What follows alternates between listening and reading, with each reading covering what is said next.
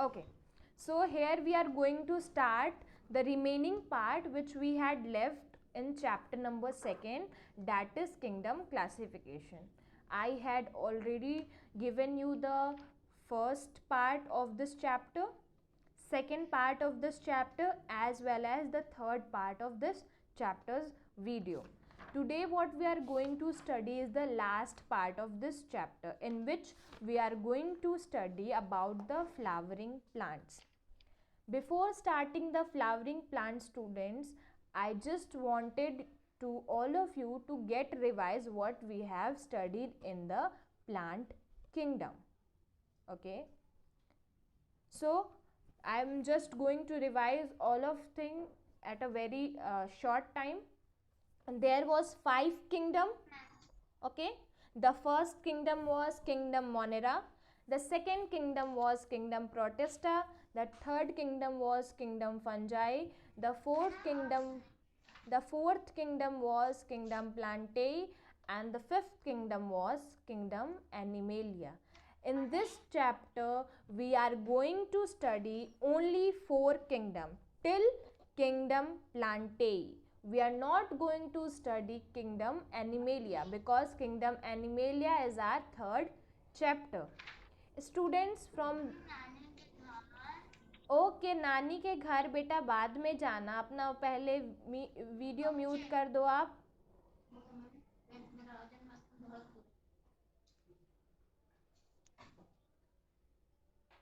Okay, so those who are not getting anything or any point whatever I had taught you earlier, you may ask any question regarding any topic. I can clear it out here, and then we will start the last thing which we had left in this chapter. Okay,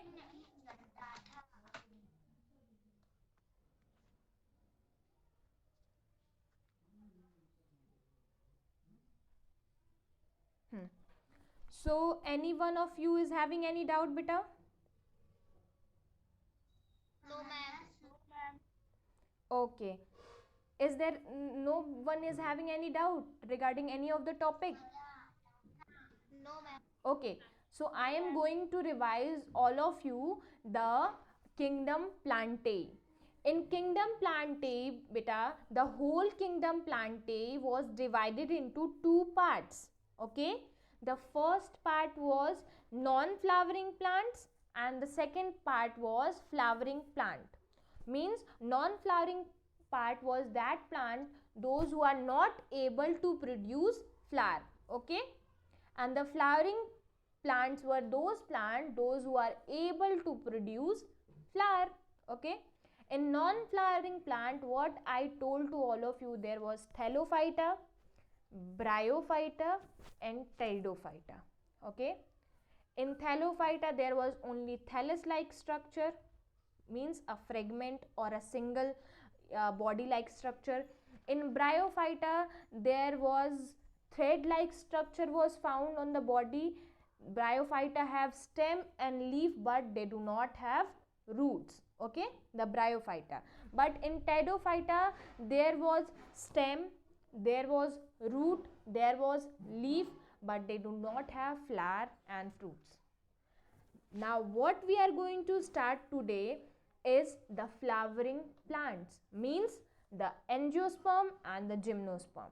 Not the angiosperm and gymnosperm. Firstly we will study the gymnosperm, then yes beta. Ma'am, I have taught in chapter 1, ma'am. Okay beta, okay, you can ask your doubt. Only one topic is left in this chapter. Once I will explain this topic, I am going to make this class a doubt class where you are going to ask question and I am going to answer these question. Okay beta? Okay, firstly we will complete this topic. Okay, so the last topic of this chapter is flowering plant, means here we are going to study the gymnosperm and the angiosperm. So gymnosperms were those plants those who are having flower but the flower are not true, means any 4 of the whorl will be absent in flower. Now what are the four whorls? The four whorls are the group of petals, the group of sepals, the male part and the female part. Understood? Are you getting it or not? अगर flower में कोई भी part absent है, whether it is petal, whether it is sepal, whether it is male, whether it is female, then the flower is not complete. And if the flower is not complete, that is not true flowers, and these type of flowers comes into the category of which plant? In the gymnosperm. Okay.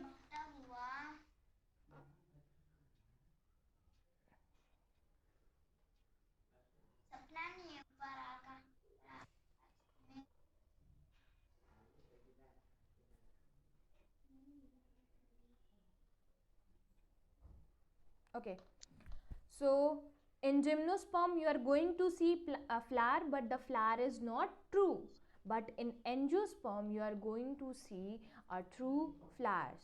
Okay, so now we are talking about which plant? We are going to talking about the angiospermic plant. When we talk about the angiospermic plant, they are the most complex plant, because in that plant you are going to see leaves, root, stem, flower, fruit, everything. Okay, everything. So you can say that angiosperms are the most complex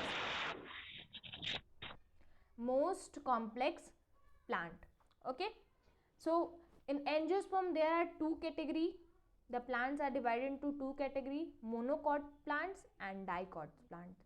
Monocot plant are those plants in which the seed is having only one cotyledon. One cotyledon means only, there is no division. From where the sound is coming?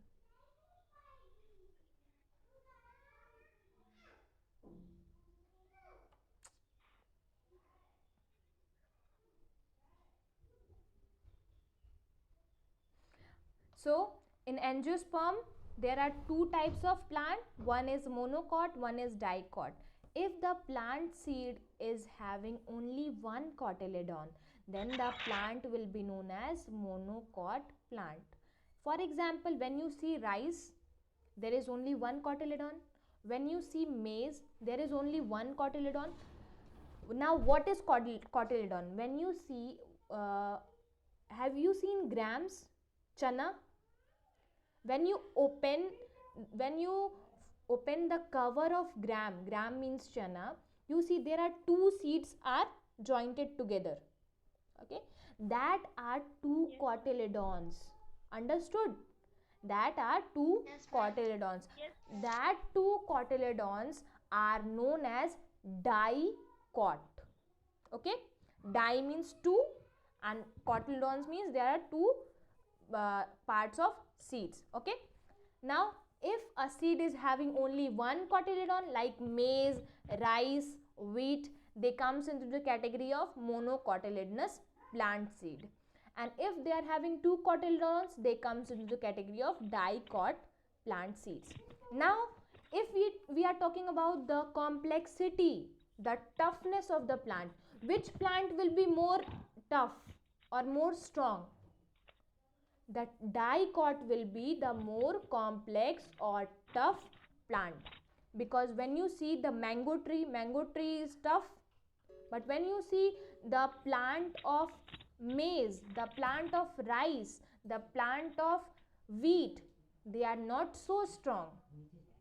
Okay, so from here you can see you can say two things about monocot and dicot. First, that monocot are having one cotyledon, dicot is having two cotyledons in their seed. And also by seeing the plant, you can say that dicots have the strong parts and monocots does not have so strong parts, like their stems are not so strong as like dicots plant. Understood? Now if you are having any doubt related to chapter number 2, beta, you may ask to me whether it is question is very simple or very tough, don't take tension. I am a teacher, I am going to tell each and everything whatever you are going to ask me, because now this chapter is being completed. Today what I will do is that I will send you the book work of this chapter. Okay, firstly you will complete the book of this chapter, and then tomorrow I will send you the copy work of this chapter. Okay, now ask me the questions.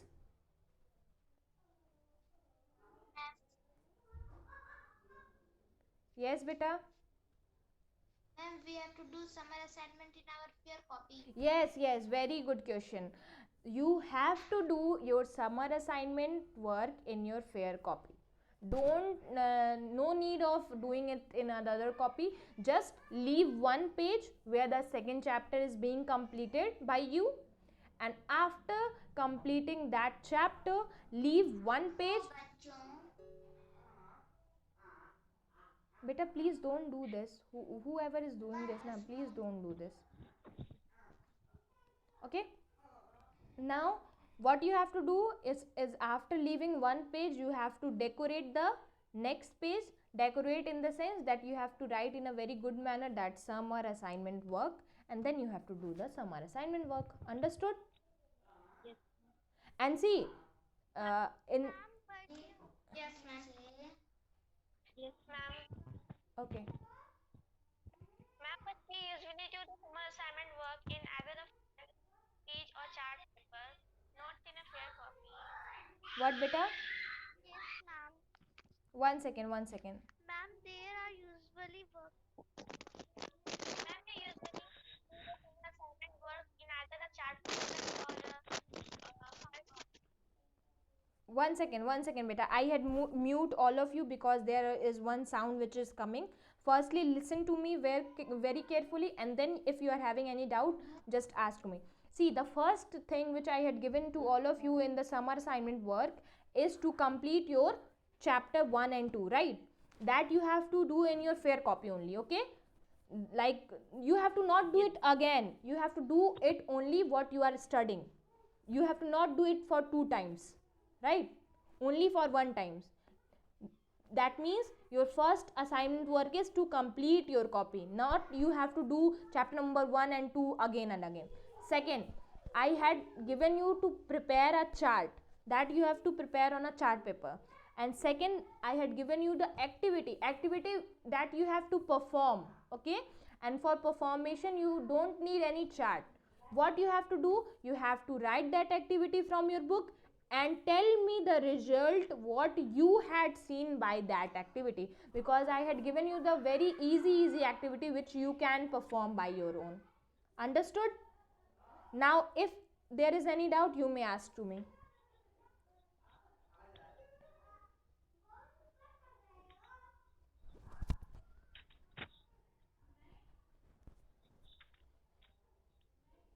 Anyone? Okay, so is there any doubt, students, related to chapter number 2? Any doubt, any topic, any term? No, ma'am. Okay, there was one student who is asking from chapter number 1. So beta, is there any doubt related to chapter number 1?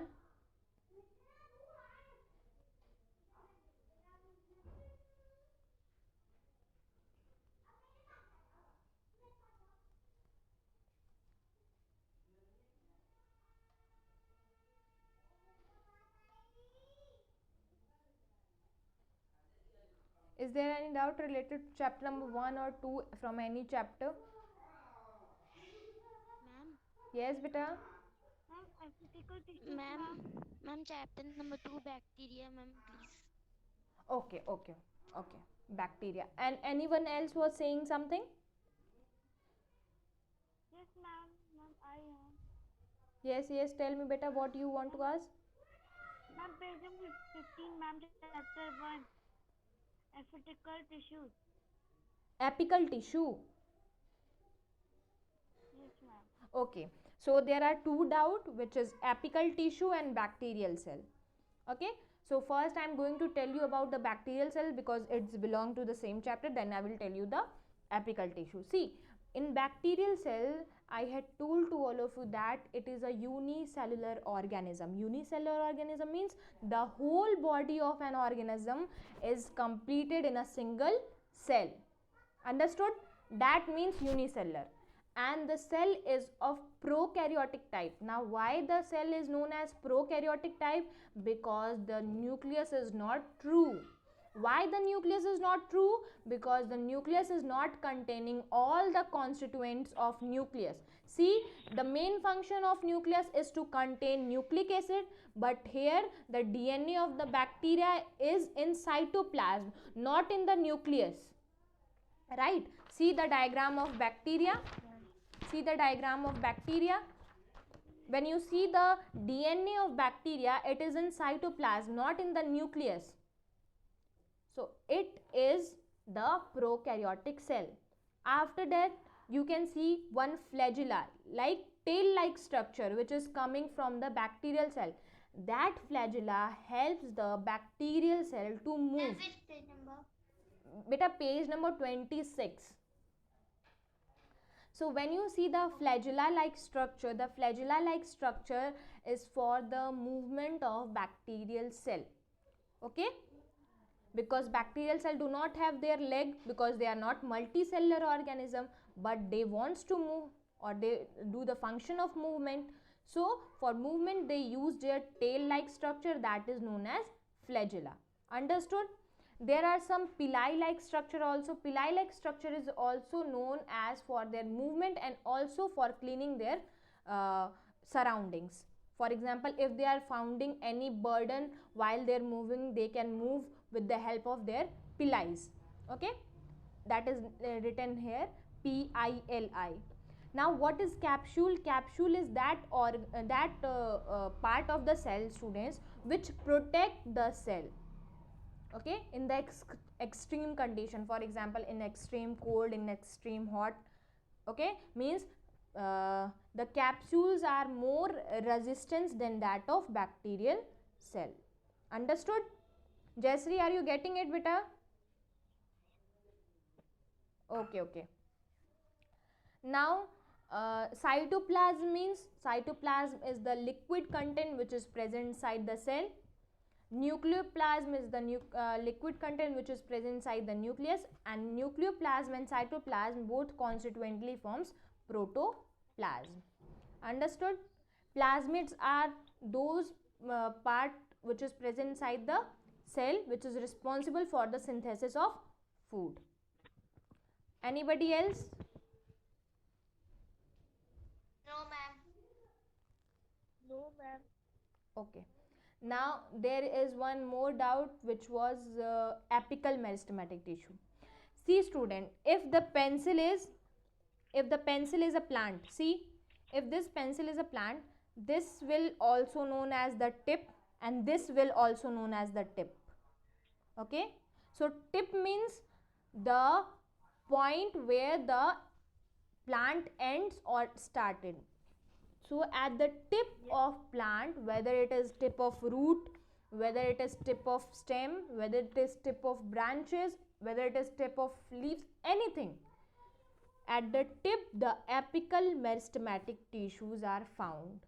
Okay, because they are responsible for the growth in the elevated manner. For example, if you are increasing in your height, okay, like if the plants are increasing in their height, they are just because for their apical meristematic tissue.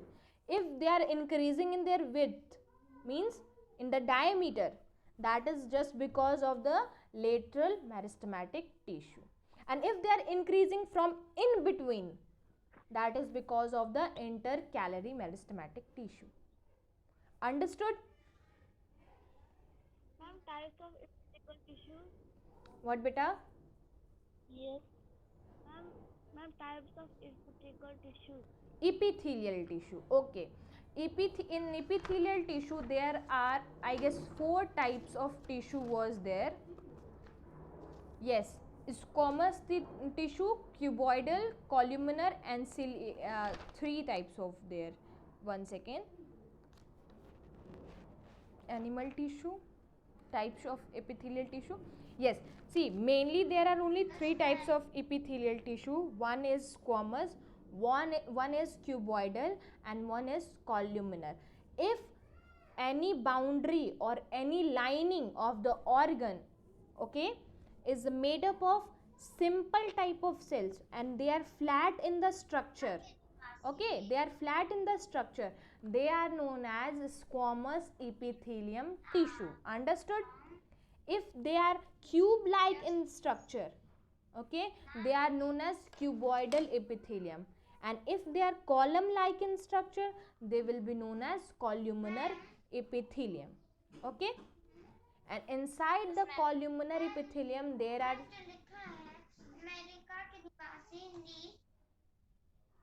what beta, क्या लिखा है?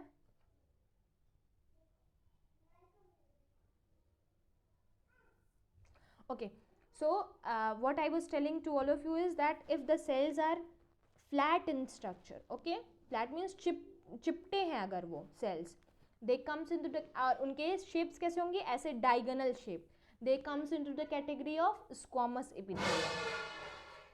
Okay, and if the cells are cube like in structure, they comes into the category of cuboidal epithelium. Okay, and if the cells are in column like structure, they comes into the category of columnar epithelium. Now inside the columnar epithelium there are certain specialization, means somewhere the columnar epithelium contains cilia, okay, they are known as ciliated epithelium. Now what will be the function of ciliated epithelium? See, cilia is just looking like brush. Now what is the function of brush? To clean the surrounding.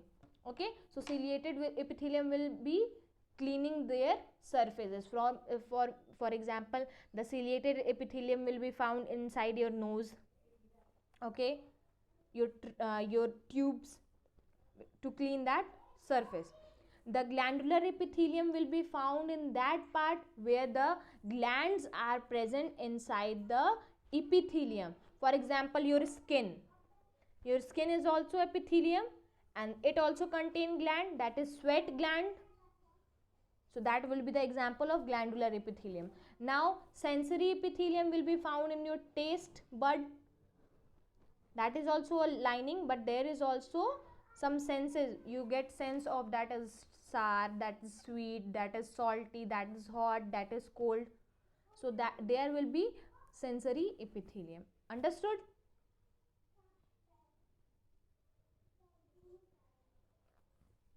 Understood beta? Yes, ma'am. Okay. Yes, ma'am. Yes, ma'am. Okay, anybody else is having any doubt? Yes, ma'am. Ma'am, areolar and adipose tissue. Beta, that is nothing.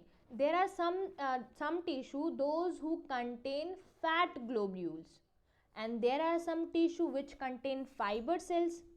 Okay, for example, fibers will be present at your muscles part.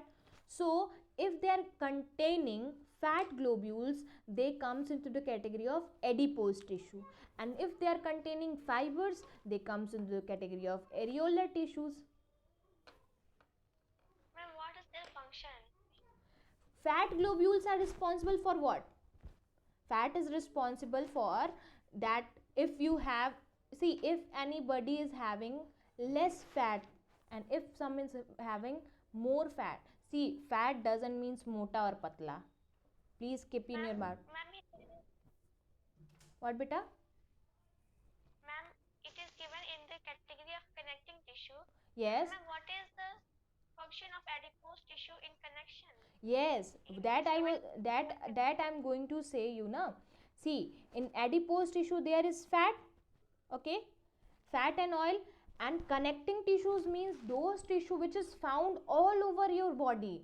So if they are finding in all over your body, that means they are connected to one another, that's why they are founding in all over your body. And in adipose tissue, see, just read it out with me and you will get clear, is the most abundant tissue in the body. It forms thin sheet, binds skin with the underlying tissue, as I told to all of you that it contain fibers, And fibers, like fibers in common use, you can see fibers in rope. Rope means rassi. And what is the function of rope? What is the function of rassi? It binds something, na? Okay, so areolar and adipose tissue are just binding your layers, for example skin to muscles. Okay, understood? Adipose tissue are containing fat globules. And you also know that fat are very essential for your body, because during fast, when we don't take food, the fat are responsible to generate energy inside our body. Understood? Jayashree, any other doubt? No, ma'am. Okay. Beta, are you getting what I am teaching to all of you? Yes, ma'am. Okay, okay. Is there any other doubt? All are aware about tendon? Is all are aware about tendon and ligament? Yes, ma'am. Ligaments are those who joins bones to bones, and tendon is those who joins bones to muscles. That's why our muscles are also fixed, because they are attached to our bone.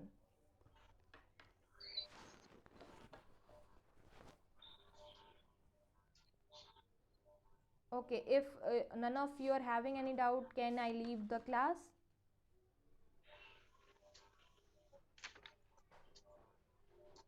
Okay. Usually what I do is that after taking the class, I just upload the video on the YouTube, so that if the student haven't joined the class, they can watch the video. But in today's class, I must say you all have just heckled me. Not all have, there was one student, I'm not getting which what that one student was, just heckle me a lot. And this is the first time I'm facing this in live class. Trust me, a student of class 6, 8, 9th and 10th, all of them had never heckled me in such a way. But don't worry, I will find out who is the one. Okay? And thank you for the remaining students who had cooperated with me. Okay? And thank you so much, students. It's been a very good to talk to all of you. हाँ बच्चों, अब सो जाओ, बहुत रात हो चुकी है। मैं तुम लोगों को Nivedita, can you just on your video? I want to just see you. Who is you? कहानियाँ सुनाऊंगी। Nivedita, Yes, ma'am. you just on your video.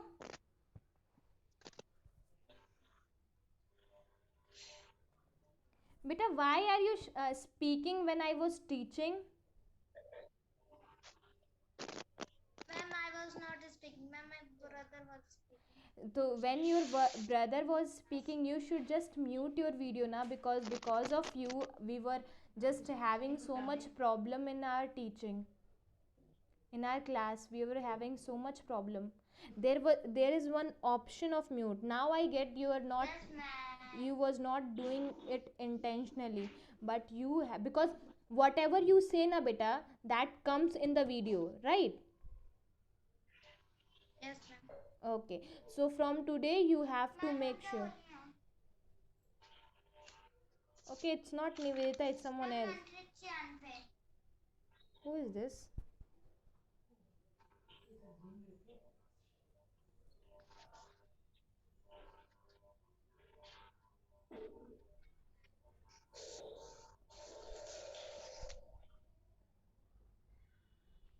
Okay, students, it's been a very good to talk to all of you. Okay, those who had cooperated with me. Yes. I have one doubt, ma'am. Ma'am, chapter 2. Yes. Tell me. Ma'am, what is, ma'am, Bridges first and your, my God. Tell me the page number, beta. Hope I guess you are not able to pronounce. Ma'am, 31. 31. Okay, what is Rhizopus and Mucor? Bridges first and bread mold. Yes, Rhizopus and mucor. Beta, I had already given you the video. In that I had told to all of you what is Rhizopus and mucor, but then also I am going to tell you here. See, Rhizopus and mucor both are the kinds of fungus. Both comes into the category of fungus. Understood? Means Rhizopus and mucor both are the types of fungus, in which mucor is the bread mold. Now what is bread mold? Bread mold is that fungus which grow on bread. Like when you buy bread, you eat some bread and left some bread. After some time what you found, that the bread becomes sticky, right?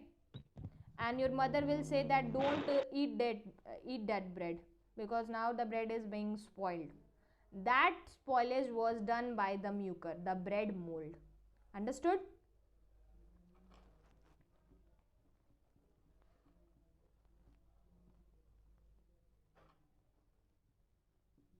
Understood, beta? Okay. Yes, ma'am. Okay. Okay, I'm leaving the class, okay?